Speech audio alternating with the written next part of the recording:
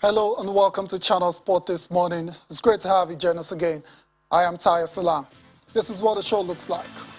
We're starting off with the Nigerian Super Eagles. The camp is officially open today for the World Cup qualifiers against the Central African Republic. Also on sport this morning, Awoniyi has been invited as a late call-up to replace the injured Moffi for the games against the Central African Republic. Last but not the least, Liverpool and Manchester City served up a Premier League thriller at Anfield as the defending champions twice battled back 2-2 draw. All right, that's it for the show. That's just the headlines. Of course, so much more on the program later today. So try and stick with us for the next 55 minutes thereabout. I'm not flying solo alone. That's because Awoniyi Nwachukwu keeps his starting shirt once again on a Monday morning. Oye, good morning. Always a delight to have you on the show. Good morning, Tayo. It's good to be here. I mean, it's a loaded program from what you have just lined up. Very loaded. Yeah, we hope to have fun here. Now, it will be fun. There's absolutely no doubt about it. But before we get into the Super Eagles, I know you've got updates for us on the Super Eagles camp. We'll get into that later on the show. Austin Okonokpan is going to be joining us shortly.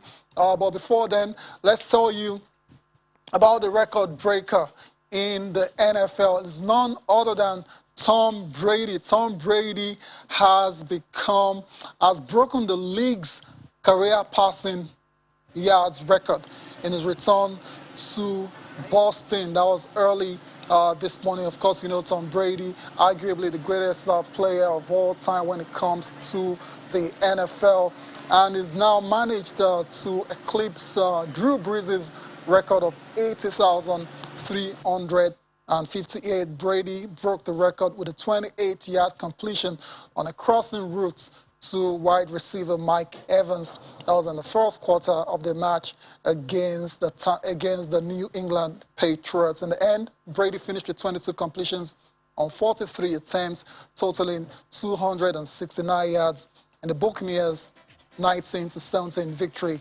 over the Patriots.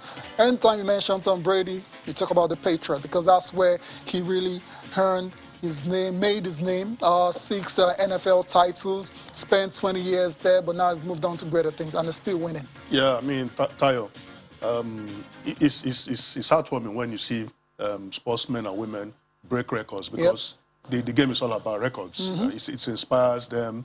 It makes them want to, go beyond boundaries. And for this man, Tom Brady, he broke the record with Drew Brees. And the most significant thing was Drew Brees was in the studio, was watching the game when he broke his record, and it was so fascinating, and he has been honored with he was given a 1-minute video of the highlights, of course, of what he has achieved before the game. I mean, how much do you celebrate players when you honor them while they are still alive?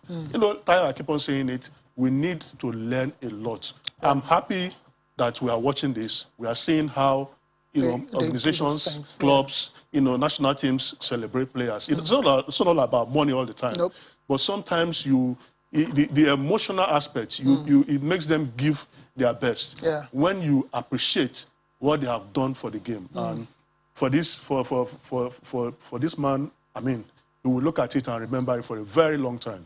Indeed. Take a ball wherever you are, Tom Brady, arguably the greatest quarterback, or unarguably the greatest quarterback of all time in the NFL, and arguably the greatest NFL player of all time. For now 22 seasons. Incredible player. And for someone that was drafted so low, he's gone on to achieve incredible things. It just tells you at times when you face early obstacles, early in your career, don't give up. Just keep going. Believe in yourself. And that's exactly what Tom Brady has done. And that's why he is the GOAT at this moment. From the NFL, let's go to the basketball court, where in the first NBA preseason of the season. It was the Brooklyn Nets taking on the LA Lakers, and it was Brooklyn that totally dominated that matchup, 123-97. Both teams, of course, have championships aspirations for the season, but in this particular game, the Nets were playing without their big three of Kevin Durant. There was no James Harden, as well as Kyrie Irving. But in their absence, Cam Thomas stepped up big time. A young star was trying to crack the rotation for the upcoming season. He scored 21 points to lead the way from Brooklyn, picking up from where he left off at the Summer League, where he shone like a million stars. Brooklyn's latest acquisition, Paul Millsap, also added 10 points and 10 rebounds in that particular game. It must be said that the Lakers were playing without LeBron James and Russell Westbrook, but Anthony Davis did see some minutes on the day. Lakers, Brooklyn Nets, everyone has tipped them to go and meet in the final of the NBA, but we're still a long way from that. You can see these guys are not even ready yet. They're in street clothes. Westbrook and Co. Yeah, good win for the Lakers, but you can't really draw any conclusion for the Nets. But you can't really draw any conclusions from. It's just preseason. Preseason, yeah. And you know, the players are just coming back, trying to, you know, in tune mentally. So some of them may be in physical shape, some may not be. So as time goes on, we're likely to see their best. So, of course. It's so like you said, it's still early days, and maybe they are still title favorites. We will see as the season progresses. Fingers crossed. We'll see how it pans out. The NBA season is gonna tip off. That's on October the 19th, and we all excited for the season to start. We're still talking basketball. Let's leave the preseason involving the Nets and the Lakers, and let's go to the Boston Celtics, another team that haven't really, you know, going close to winning a championship anytime soon. The Boston Celtics, last time they won was when they had Paul Pierce, Kevin Garnett, and Ray Allen. It's been a while now. They're trying to get back into being a championship contender, and they've turned to a Nigerian, Ime Udoka, who's a former D-Tigers forward, to lead this charge of perhaps winning yet another championship. Ime Udoka, you're familiar with Ime Udoka, right? Yeah. I mean, he has done well for her team and the Tigers, and we are hoping that this season they can do so well and replicate the form for the national team. You know, a lot is resting on our shoulders. The team is putting so much investment on him, and I mean, it's the first African or Nigerian coach in the NBA. Yeah. It's never happened before. So for that to happen, then there must really be something about this guy, because I remember all those years ago when he was playing for the Tigers, before we had the Olumide Dejis and Al Farouk Aminus and Ike Diogus. This guy was one of those, one of the first sets of, you know, players in diaspora that decided to come and play for the country, even though it wasn't such an attractive prospect at the time. But he came to Nigeria, then went to the 2006 FIBA World Championship, where he led Nigeria in scoring, assists, steals, and was second and in rebounds. So it's paid his dues when it comes to playing for the national team of Nigeria. He also went to the 2005 and 2011 African FIBA Championship. He's been speaking ahead of the season and the aspirations for the Boston Celtics when the season starts on October the 19th. They've got a preseason friendly later today, and he's been talking about that as well. Ime Udoka speaking ahead of tonight's preseason friendly between the Boston Celtics and the Orlando Magic. Of course, like I said earlier, Ime Udoka is the first Nigerian African to become a head coach in the National Basketball Association. Austin Okonakman is ready to join me. Austin knows a thing or two about this guy, especially. Austin, good morning. It's great to have you on Sport this morning. Sport greetings to you, Tayo, when you can, of course, to our viewers all over the world. Super excited for Ime Udoka. I can't wait to see him, get on to start doing his thing with the Boston Celtics. He's pumped up about it. And then the first way to show us is that preseason game against Orlando Magic. And look, with Ime Udoka, there's just something about his calm. There's something about his professionalism, that just keeps him going. And I love the fact that one way somehow Nigeria has a way to, now be mentioned. In the NBA, the other day that we spoke to his sister, Umfon Udoka, she said, look, Ime is just taking it one game at a time. And that's the mentality he needs to get into the NBA. We just hope that everything blends well for him. He's a core professional, as I mentioned, and hopefully he's going to have a good time with the Boston Celtics. Indeed, Austin, just to let you know that Ime Udoka and his sister, Umfon, who played for the Tigers as well as in the NBA, WNBA for 3 seasons, were the first brother and sister pair to play in both the NBA and the WNBA. That's quite a record for that family. They must be very, very proud. So I spoke to him and I told her, when I'm waiting for you to look for a team in the WNBA to coach, so you can complete the record. More records. But I'm super proud.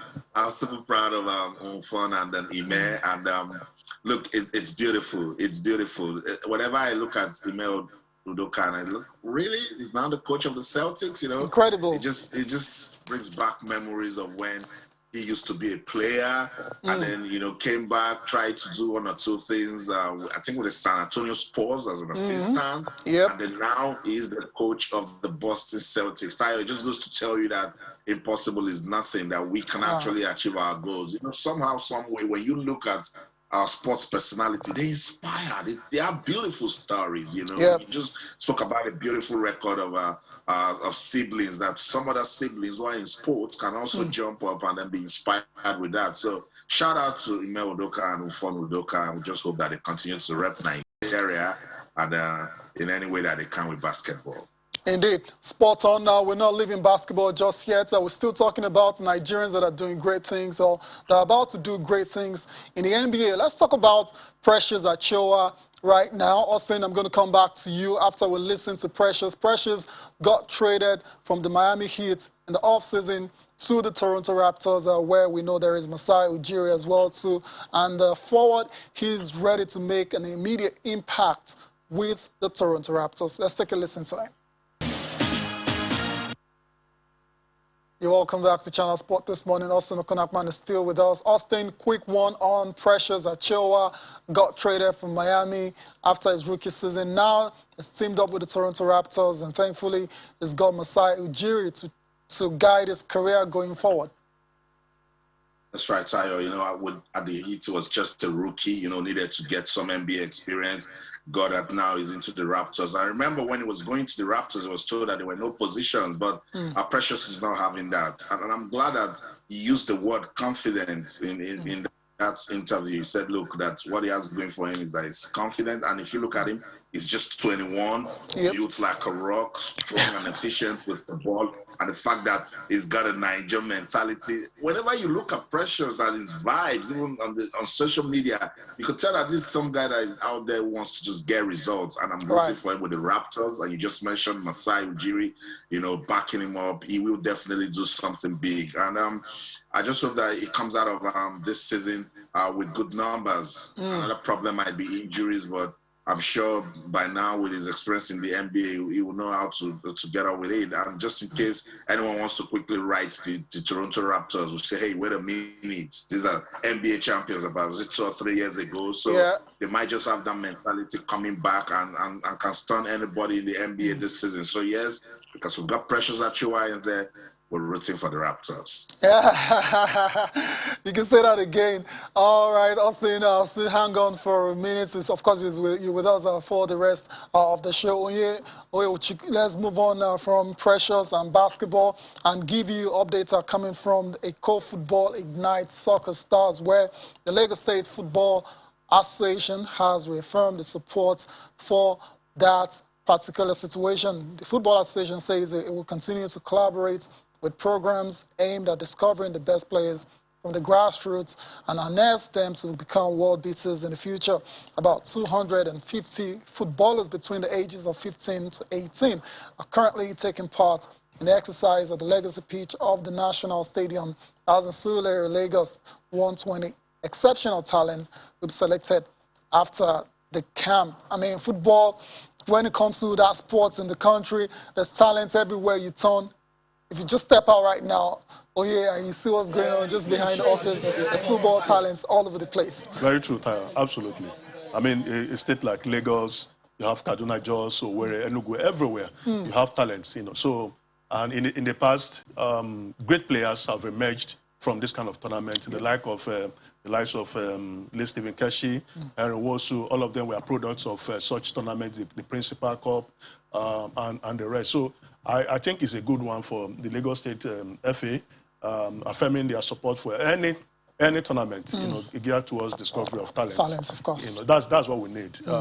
We are talking of insecurity all over the place, but there are so many youth talented, and you know, you don't even have enough playing grounds. That's a problem. Yeah, that's an issue. So some of them cannot travel to from where they are based to the Agege Stadium, to the Teslim Balogun Stadium, to major soccer cities. So if we have enough training grounds, then it will be easier. But for this tournament, Tayo, I think it's a good one. 250 footballers is no mean feat from the right ages of 15 to 18. Yeah.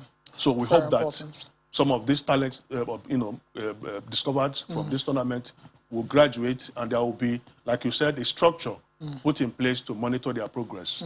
You're spot on, Oyewuchinwachuku. You made a very good point about facilities. I mean, everywhere you go, sports and facilities are not just that accessible like it's supposed to be. I mean, if you go to all these other countries, I mean, there's pitches everywhere, there's courts everywhere. Yeah. Exactly. The counties. Yeah, everywhere you go, you see somewhere to play. Victor Moses was discovered while playing in a park.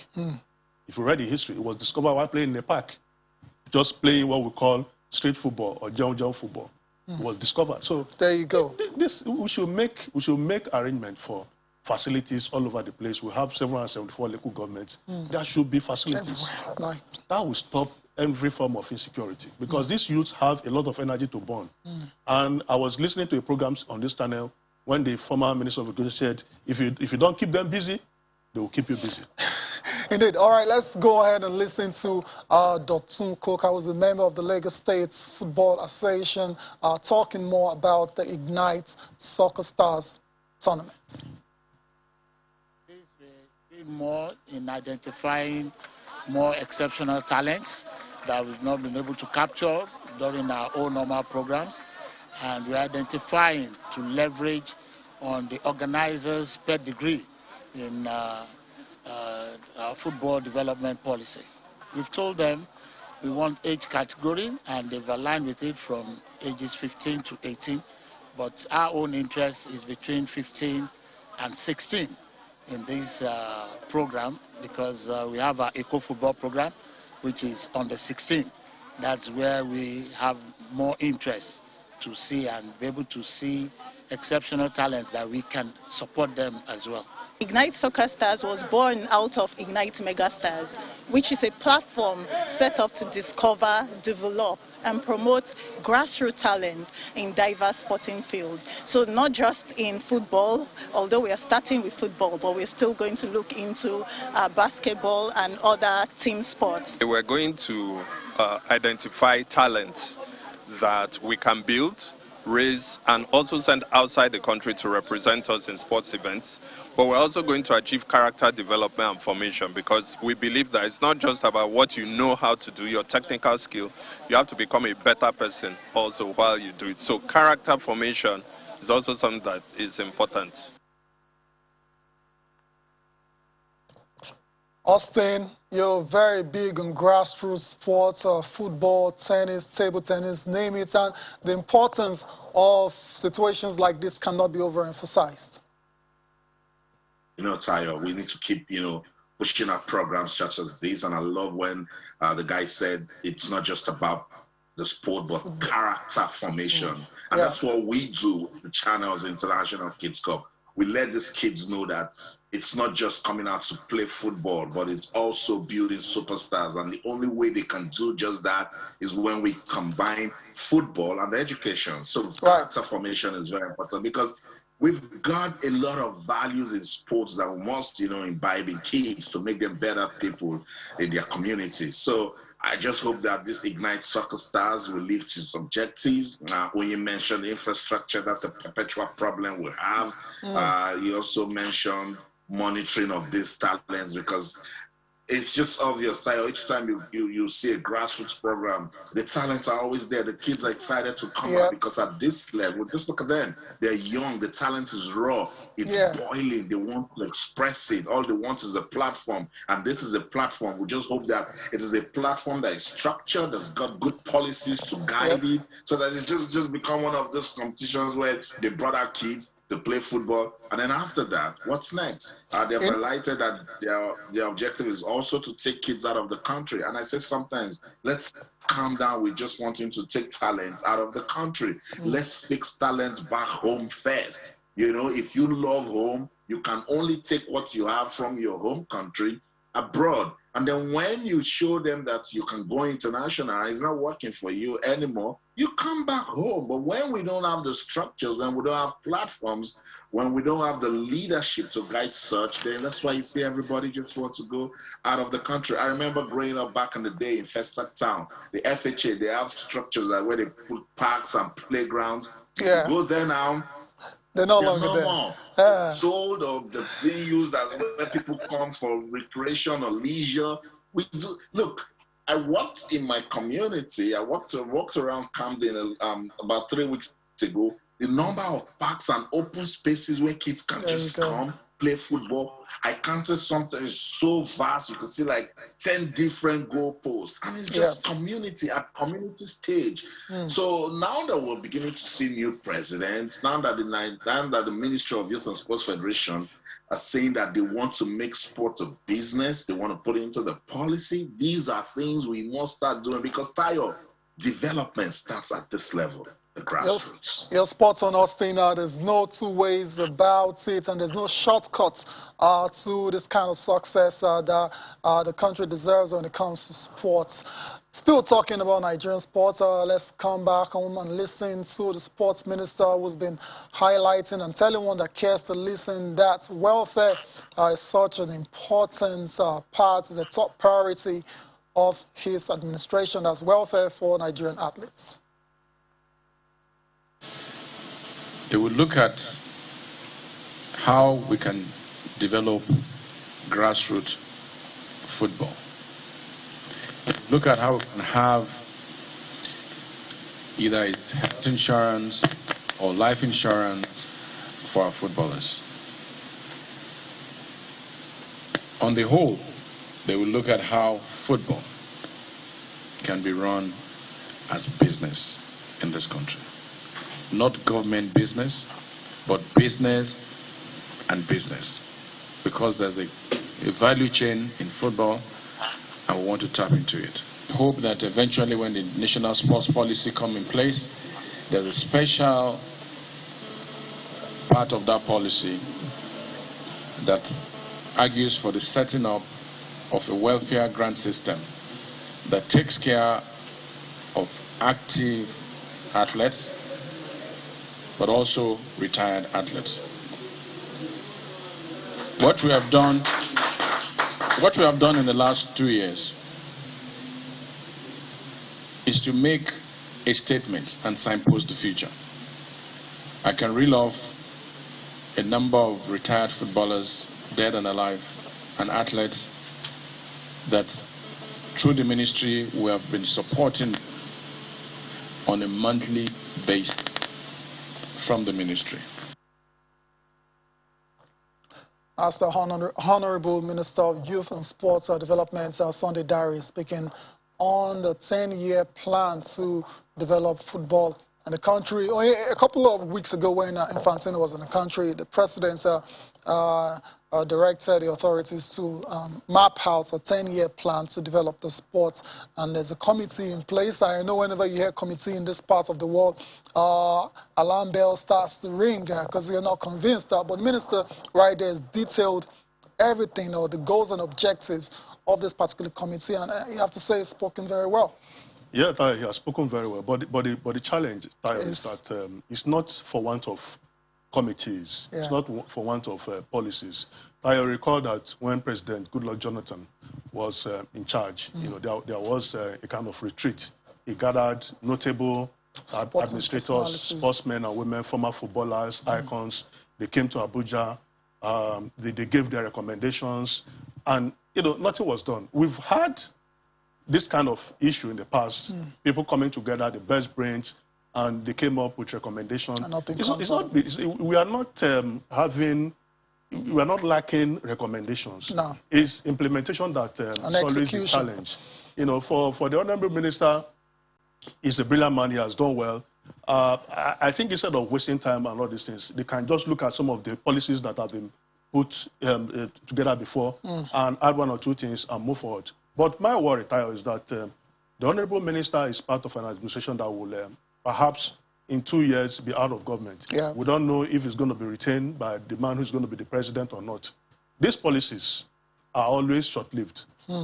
When he leaves office, for what we have heard in the past, he's obviously going to die a natural death. So I think the solution here is we must come up with sustainable solutions. And somebody talked about the lottery funds that is like it's been done in the UK.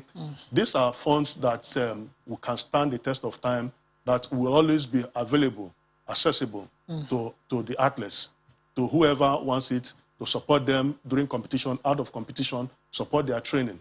You know, but for in terms of the insurance, maybe for the national team, because the MPFL is supposed to be professionally run, so the clubs should be able to come up with you know, their own form of insurance or whatever. Packages for their players. You know, for me, I support what the minister is doing, but I have my doubts. Yeah, understandably so, because of your past experience with this kind of situations. Austin, a quick one. The minister has spoken very well about welfare. It's so important, especially for the young ones coming up. They want to see the people before them treated very well. That's going to definitely inspire them to want to give the best for the country as well. That's the actual branding. You know, when you take care of your athletes, then you're letting them feel loved. You're telling them that you want to motivate them so they can do better. So athletes' welfare is very important. And in my years of journalism, I'm sure Awoniyi is also on that same level with me.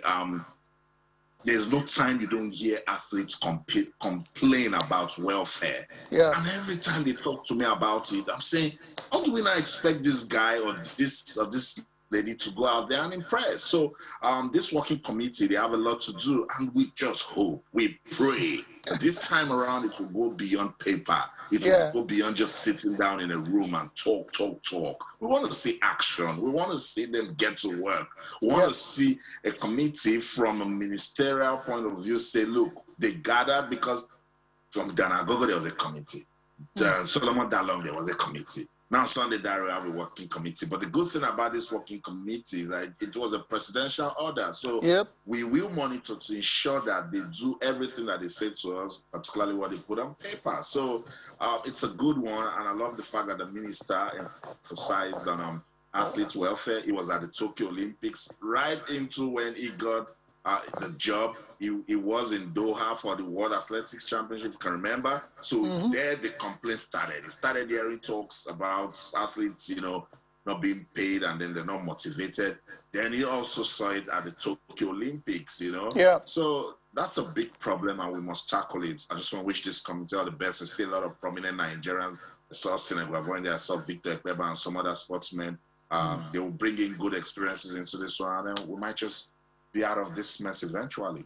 Yeah, perhaps we might just get it right. Finally, let's move on from that to the Super Eagles of Nigeria.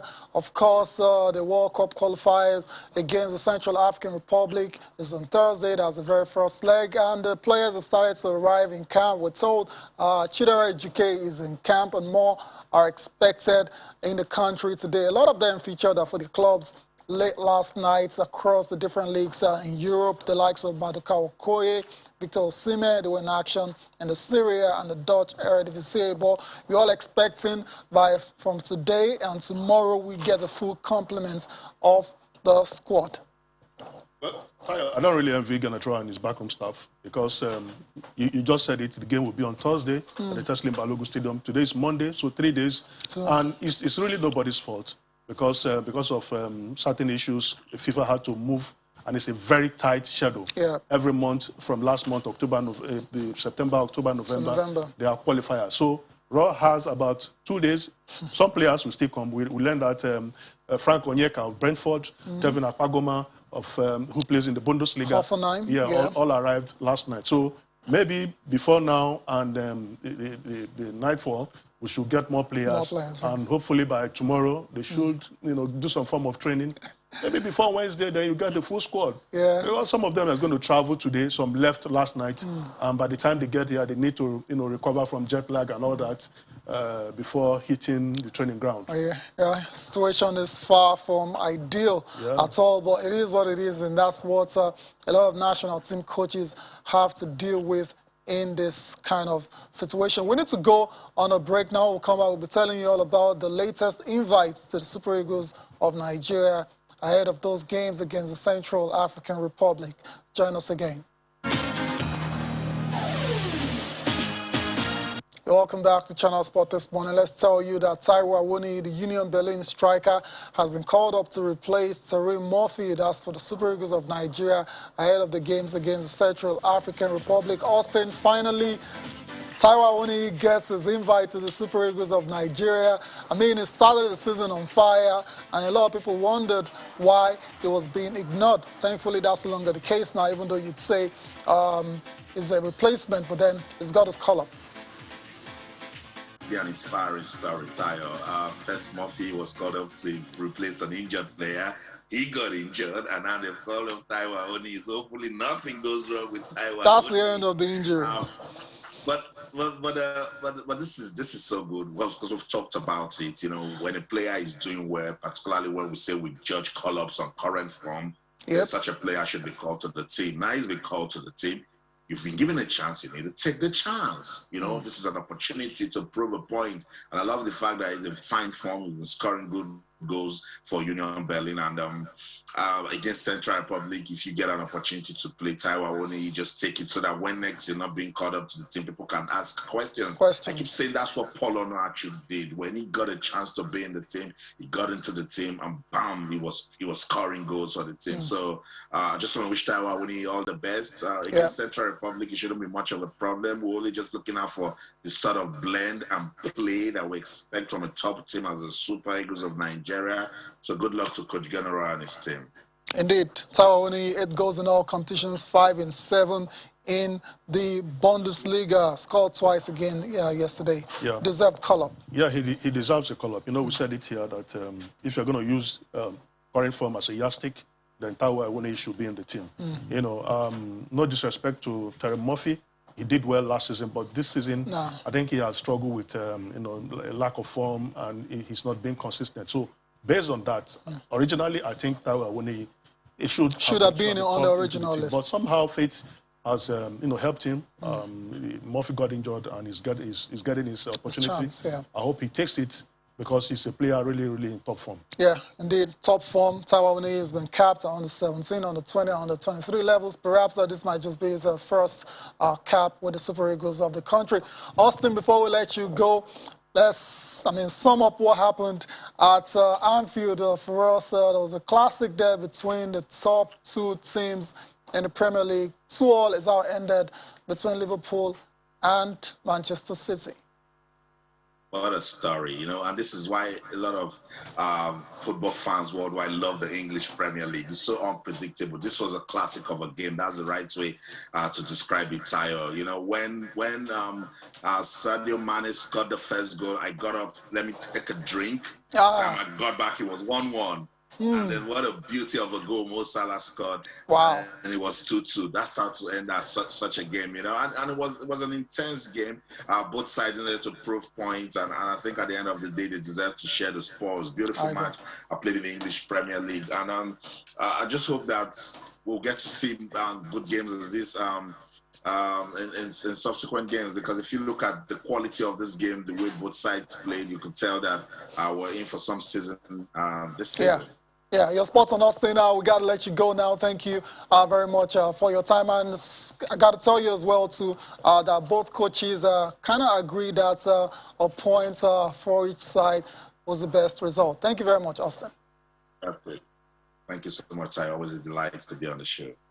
Cheers, Austin. Now let's take a listen to the post-match reactions that are coming from Pep Guardiola and Jurgen Klopp. Pep Guardiola, after that incredible game of football between City and Liverpool at Anfield yesterday. Oh yeah, 1-1, 2-2, fair results, you'd say?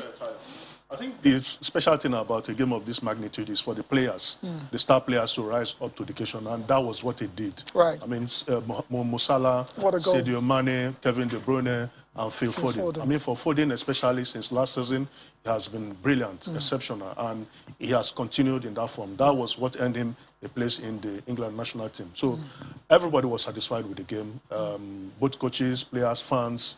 It was quite entertaining, exciting. And, I mean, you watch such a game, you want to, stay glued to the English Premier League. Yeah, you're spot on. All right, so Chelsea were the biggest beneficiaries of that particular result because it enabled them to stay top of the Premier League with 16 points too. Early doors, and of course a lot can still happen before the season is over. Let's take a look at the papers before we close the show. It's only right to start with Sports and Life because I've got the deputy editor of that particular paper right here in the studio. I mean, come on. Yeah. Thank you. You're welcome. All right, let's start with Sports and Life. Mohamed Salah scores incredible solo goal. Yeah, we talked about that already. Battles against Central African Republic. Raw gets 5 months' wages today. Has he been hold for that long? Yeah, he has been hold. Tayo, you see, we shouldn't really be talking about it because... But it's on the front page of your paper. I know, but because sometimes if you say to whom much is given, much is expected. If you have not given to the person, do you expect much? We shouldn't. It's good that he's going to get paid, hopefully today, but...